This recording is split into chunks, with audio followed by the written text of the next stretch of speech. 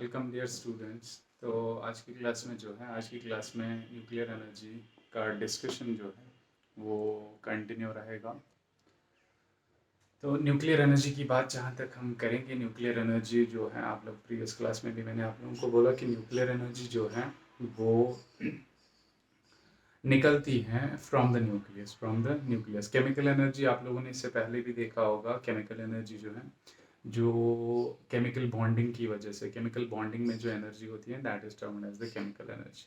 तो अभी की बात अगर हम करेंगे तो हम न्यूक्लियर एनर्जी की बात कर रहे हैं। न्यूक्लियर एनर्जी जो है ये वो एनर्जी है जो एक न्यूक्लियस के अंदर से आती है। न्यूक्लियस अंदर से कहाँ से आती है, वो उसका थोड़ा सा डिस्कशन हमने प्रीवियस क्लास में किया है और आज के डिस्कशन में भी उसका जिक्र फिर से होगा। तो अब हमने न्यूक्लियर एनर्जी को प्रीवियस लेक्चर में एज ए होल डिस्कस किया था। तो आज अगर हम देखेंगे, आज हम पहले ये जो न्यूक्लियर रिएक्शन होती है ये दो तरीके की होती है। एक होता है न्यूक्लियर फिशन और दूसरा होता है fusion.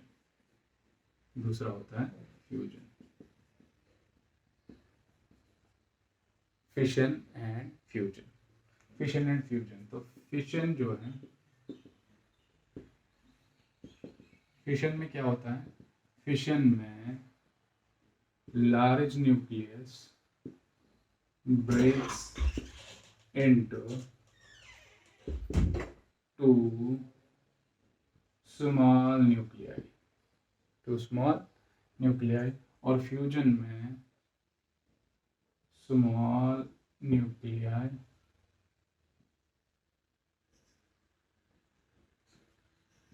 join to form a bigger nucleus।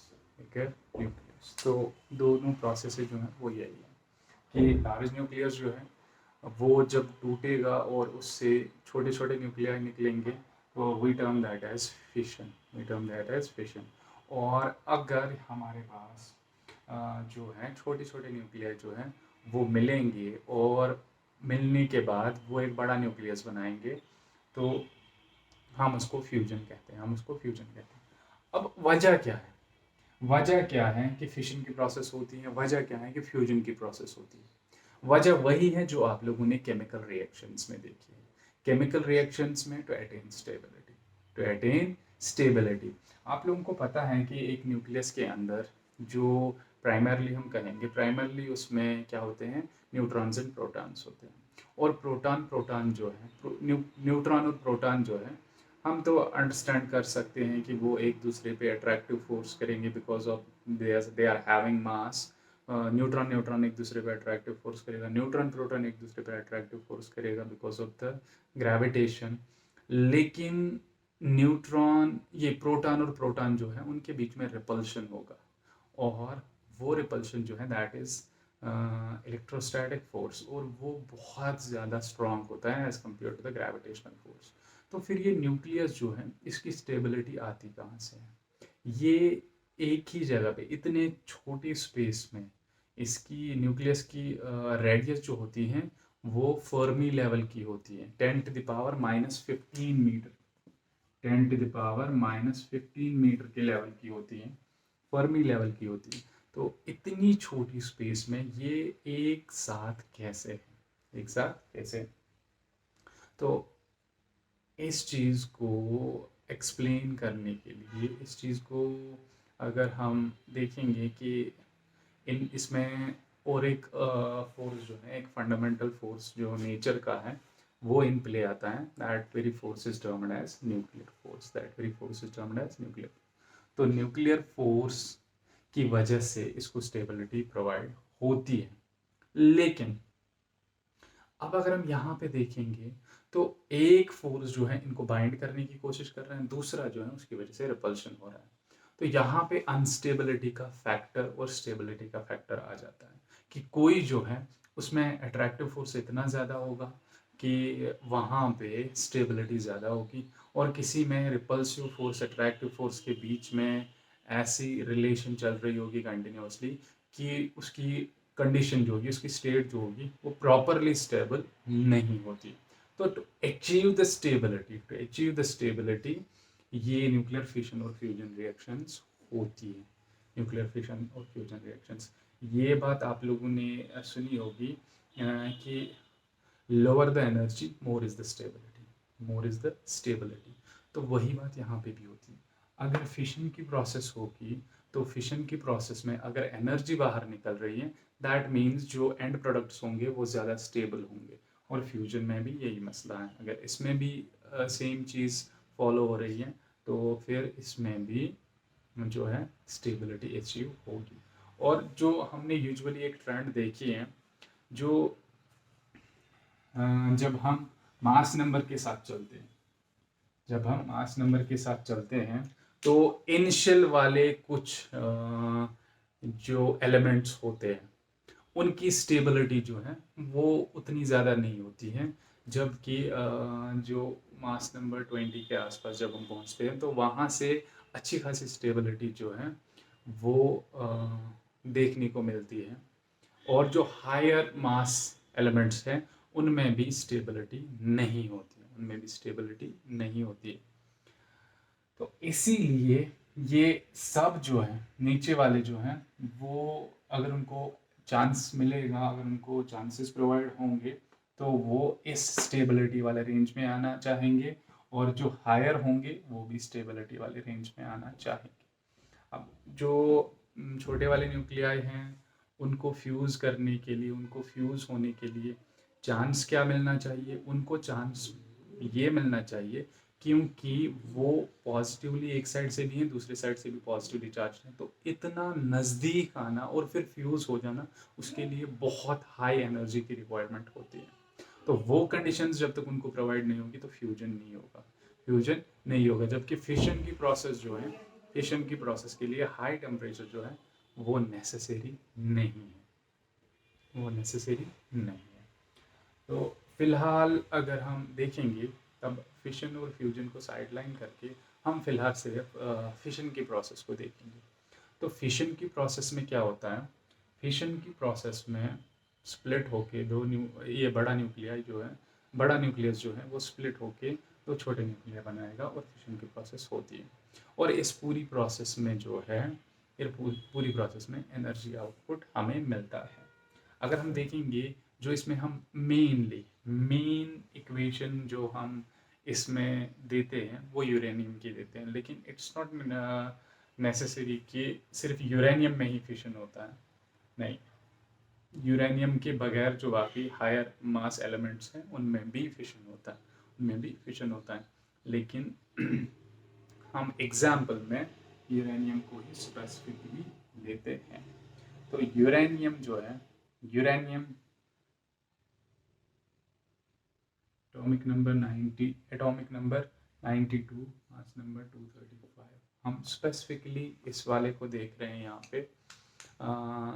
तो यूरेनियम के अगर हम देखेंगे और भी आइसोटोप्स होते हैं, लेकिन फिशन के लिए जो है ये वाला आइसोटोप जो है दिस इज़ प्रॉपर। जो हम यूजुअली फिशन रिएक्टर्स बनाते हैं उनमें हम इसी को यूज़ करते हैं। क्योंकि हम इस रिएक्शन को ही क्यों दिखा रहे हैं, बाकी रिएक्शंस को क्यों नहीं दिखा रहे हैं? क्योंकि ये रिएक्शन जो है ये हम कंट्रोल्ड मैनर में कर पाते हैं, एक न्यूक्लियर रिएक्टर में कर पाते हैं। दैट्स वाई इसी चीज़ को दिखाया जाता है क्योंकि हम इसको कर रहे हैं कंट्रोल्ड मैनर में, इससे एनर्जी ले रहे हैं और फिर उस एनर्जी को यूटिलाइज कर रहे हैं। So that's why we are showing this very equation on specifically this very isotope. और फिर अगर हम देखेंगे यहाँ से हमें क्या मिलेगा, बैरियम प्लस क्रिप्टॉन प्लस तो this is atomic number, this is mass number. Atomic number हमें पता ही है, that is determined on the number of protons. और मास नंबर जो है that is protons plus neutron. तो इसीलिए न्यूट्रॉन के नीचे यहाँ पे 0 लिखा हुआ है, यहाँ पे भी 0 आएगा और यहाँ पे 1 आएगा। और बैरियम और क्रिप्टॉन की बात अगर हम करेंगे, इसका 56 है। और अगर हम क्रिप्टॉन की बात करेंगे 36, इसका 141 मास नंबर है। और इसका 92 आ जाएगा 3 ये हो गया 3 3 1 4 4 2 6 5 1 6 तो यहाँ पे अब अगर हम देखेंगे this is the equation that we usually present तो इस इक्वेशन में अगर आप लोग देखोगे हम एक साइड से यूरेनियम का न्यूक्लियस ले रहे हैं और एक न्यूट्रॉन ले रहे हैं और फिर उसके बाद जो है हमें दूसरी साइड से बैरियम निकला, क्रिप्टॉन निकला और न्यूट्रॉन्स निकले।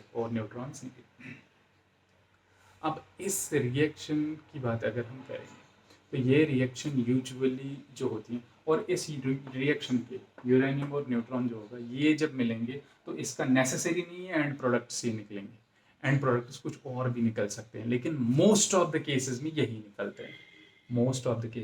निकलते हैं। तो इसीलिए हम इसी इक्वेशन को बार बार देखते हैं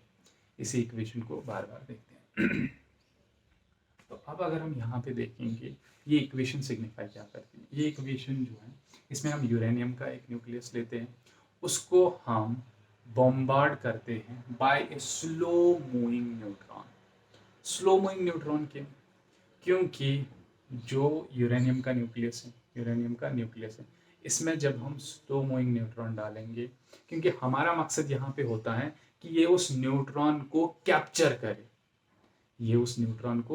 करे और न्यूट्रॉन को जब ये कैप्चर करेगा तब जाके ये प्रोसेस जो है फर्दर चलेगी। अगर हम फास्ट मूविंग न्यूट्रॉन डालेंगे तो वो एक साइड से आएगा दूसरी साइड से निकल जाएगा और वो कैप्चर नहीं होगा तो इसमें कोई भी चेंज नहीं होगी। So we are inducing the fission. कैसे? ये अनस्टेबल तो है ही लेकिन इसको स्टेबिलिटी वाले फैक्टर में वो यहाँ से वहाँ जाने में जो है टाइम लगता, तो हम इंड्यूस कर रहे हैं, हम इसमें न्यूट्रॉन और एक डाल रहे हैं तो उसकी वजह से जो है यहाँ पे अनस्टेबिलिटी जो है वो और बढ़ जाती है और इसमें इनिशिएट होता है फिशन। अब अगर हम यहाँ पे देखेंगे तो यूरेनियम के न्यूक्लियस ने जब इस स्लो मूविंग न्यूट्रॉन को अपने अंदर जो है एब्जॉर्ब किया तो उसकी वजह से यहाँ पे जो है हलचल मच जाती है, यहाँ पे अनस्टेबिलिटी इंक्रीज हो जाती है और रिजल्ट क्या होता है, ये यूरेनियम का न्यूक्लियस जो होता है ये ब्रेक हो जाता है दो हिस्सों में जिसमें मोस्टली ये ब्रेक हो जाता है बेरियम और क्रिप्टॉन में। तो वो बेरियम और क्रिप्टॉन जो है फिर हम इस इक्वेशन को बैलेंस करते हैं। ऑब्वियसली जो यहाँ पे मास नंबर है ये एटॉमिक नंबर है वो इसके साथ मैच करना चाहिए लेफ्ट हैंड साइड के साथ और राइट हैंड साइड का में जो मास नंबर है that shall be on this very side as well. इसीलिए यहाँ पे हमने न्यूट्रॉन जो है न्यूट्रॉन्स में 3 न्यूट्रॉन लिखा कि 3 न्यूट्रॉन्स निकलेंगे, उससे इक्वेशन बैलेंस हो जाएगी। अब हम यहाँ पे नंबर पे कंसंट्रेट कर रहे हैं लेकिन मैंने आपको प्रीवियस लेक्चर में बोला था कि जब एक न्यूक्लियस बनता है तो उसमें प्रोटॉन एक अगर जाएगा न्यूट्रॉन एक अगर जाएगा तो जब हम देखते हैं इस न्यूक्लियस का मास जो होता है वो mass of A proton plus mass of A neutron के बराबर नहीं होता, वो उससे थोड़ा सा कम होता है और जितना वो कम होता है वो मास कहाँ चला गया होता है, वो मास कन्वर्ट हुआ होता है एनर्जी में। तो न्यूक्लियर रिएक्शंस में हम यहाँ पे सिर्फ यहाँ पे मास की कंजर्वेशन नहीं होगी, यही से हमें एक नई चीज़ मिलती है जिसको हम कहते हैं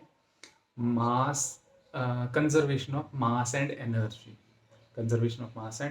और वो एक इक्वेशन जो हमने ऑलरेडी मेंशन की है इज इक्वल टू mc²। इसमें अगर आप लोग देखोगे एक साइड से एनर्जी है दूसरी साइड से मास है, मीन्स कि अगर आप लोगों के पास मास है तो अगर वो मास ख़त्म हो जाए उसके बदले एनर्जी प्रोड्यूस हो सकती है और अगर आप लोगों के पास एनर्जी है तो वो मास में कन्वर्ट हो सकती है।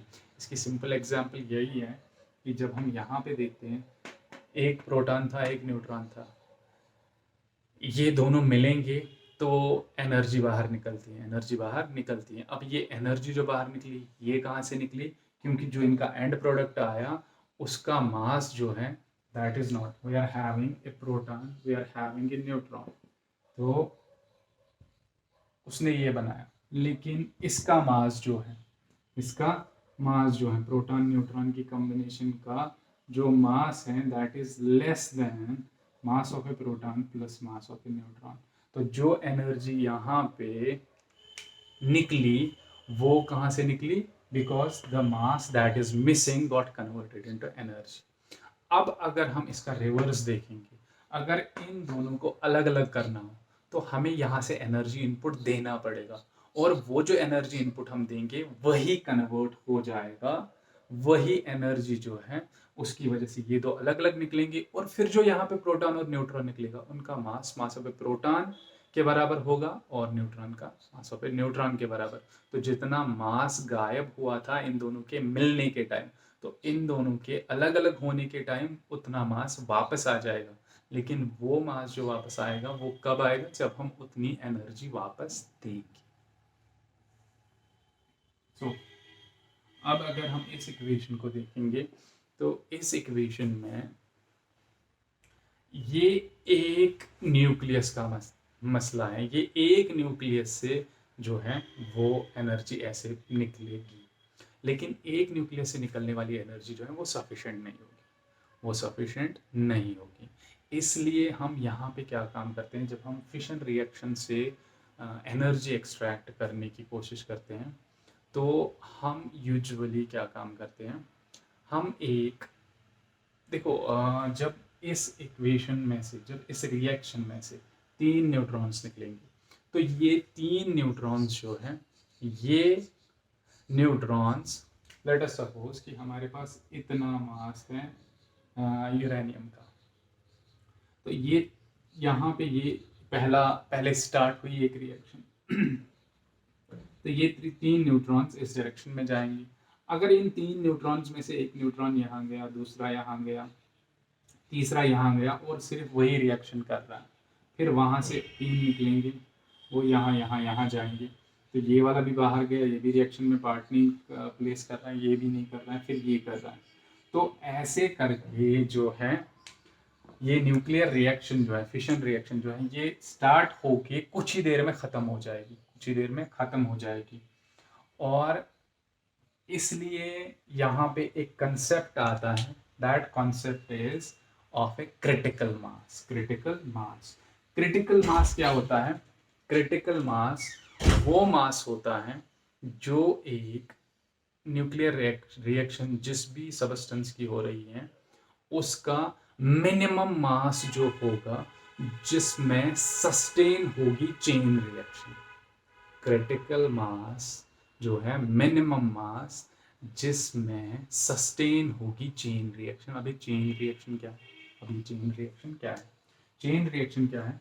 यूरेनियम का एक न्यूक्लियस जो है उसको हमने न्यूट्रॉन से बम्बार्ड किया, तो यहाँ पे निकला बेरियम और क्रिप्टॉन निकला, और साथ में निकले 3 न्यूट्रॉन्स। अब ये 3 न्यूट्रॉन्स क्या काम करेंगे? ये यूरेनियम के 3 न्यूक्लियाई को जो है उनको हिट करेंगे और उनकी वजह से उनका फिशन होगा। फिर वहाँ से निकलेंगे और 3, यहाँ से निकलेंगे और 3, यहाँ से निकलेंगे और 3। ये 3 को फिशन करेगा, ये 3 का फिशन करेगा, ये 3 का फिशन करेगा, और इसके बाद यहाँ से और 3 निकलेंगे, वो 3 का फिशन करेंगे, यहाँ से और 3 निकलेंगे, वो 3 का फिशन करेंगे, यहाँ से और 3 निकलेंगे, वो 3 का फिशन करेंगे, यहाँ से और 3 निकलेंगे, वो 3 का फिशन करेंगे। Same manner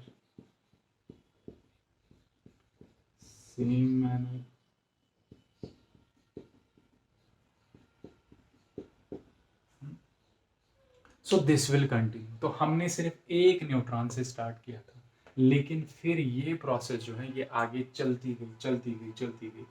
this process is termed as chain reaction. इस चीज़ को हम कहते हैं चेन रिएक्शन। और जब तक ये चेन रिएक्शन ना हो तब तक सफिशिएंट अमाउंट ऑफ एनर्जी नहीं निकलेगी। एक एटम से इतनी एनर्जी नहीं निकलेगी कि वो हमें किसी यूटिलाइजेशन के काम में आ जाए। 10, 20, 30, 100 न्यूक्लियस में से उतनी एनर्जी नहीं निकलेगी which will be sufficient to use it for some specific purpose. इसीलिए हमारा मकसद क्या होता है, चेन रिएक्शन कराना। और चेन रिएक्शन कराने के लिए कुछ मास जो है वो मतलब मिनिमम अमाउंट ऑफ मास हमें होना चाहिए।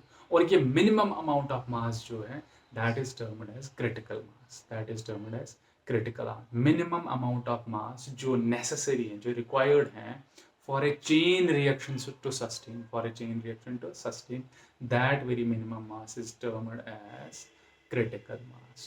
और critical mass से ज़्यादा होना चाहिए तब जाके चेन रिएक्शन जो है वो कंटिन्यू होगी, वो कंटिन्यू होगी शाबाश। तो तब जाके चेन रिएक्शन में जो है चेन रिएक्शन से हमें उतनी एनर्जी मिलेगी, उतनी एनर्जी मिलेगी।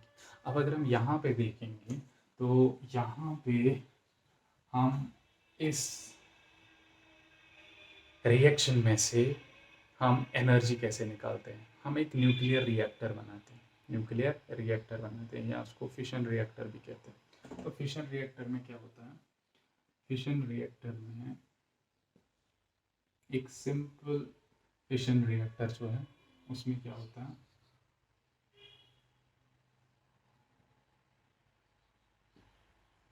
ये आप लोगों को लगेगा बिल्कुल एक थर्मल पावर प्लांट की तरह, थर्मल पावर प्लांट की तरह आप लोगों को बिल्कुल लगेगा।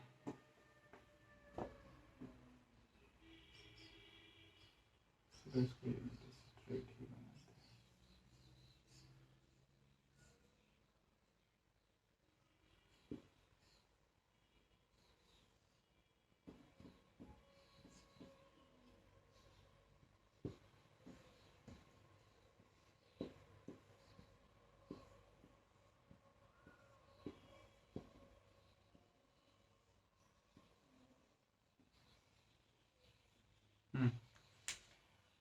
तो अब अगर हम देखेंगे तो एक न्यूक्लियर रिएक्टर में क्या होता है, यहाँ पे this very is the fission chamber, यहाँ पे फिशन होगा।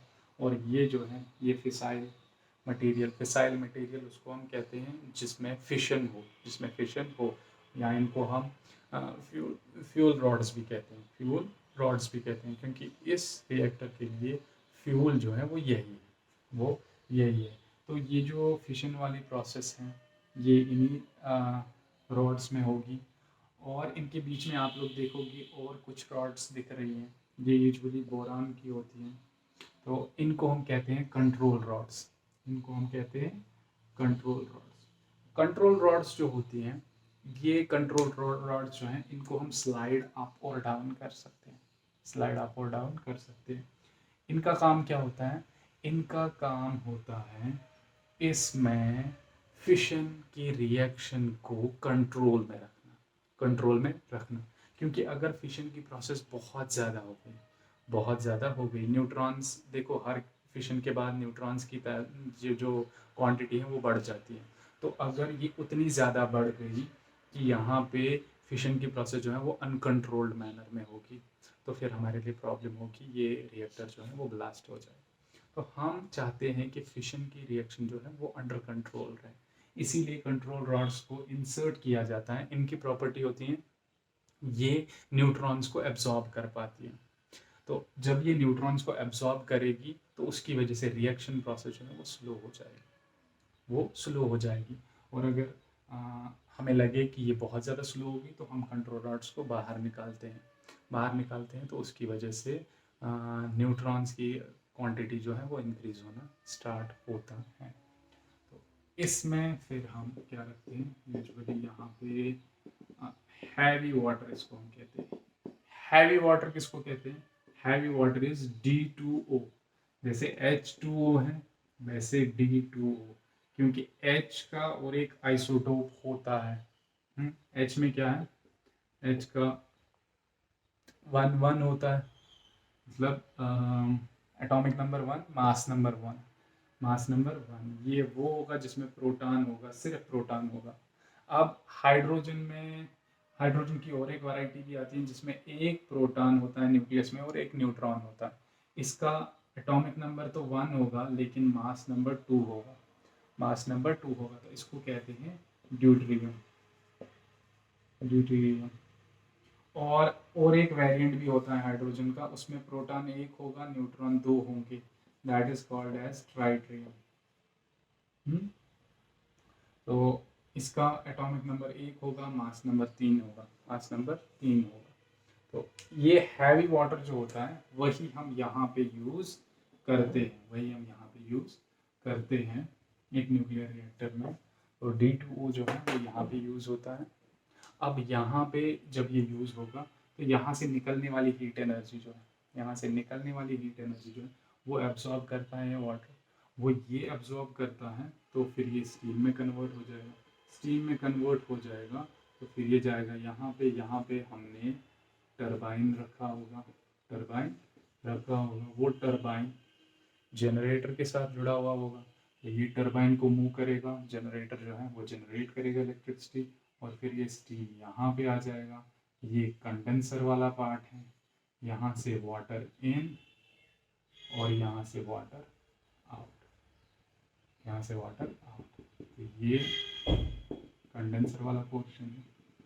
So this is the simplest type of nuclear reactor जो हम बनाते हैं और जिससे हम न्यूक्लियर फिशन की रिएक्शन को यूटिलाइज करते हैं किसी स्पेसिफिक ये इलेक्ट्रिकल एनर्जी में उसको कन्वर्ट करने के लिए। तो बाकी डिस्कशन जो इसका है वो नेक्स्ट क्लास में हम कंटिन्यू करेंगे इंशाल्लाह।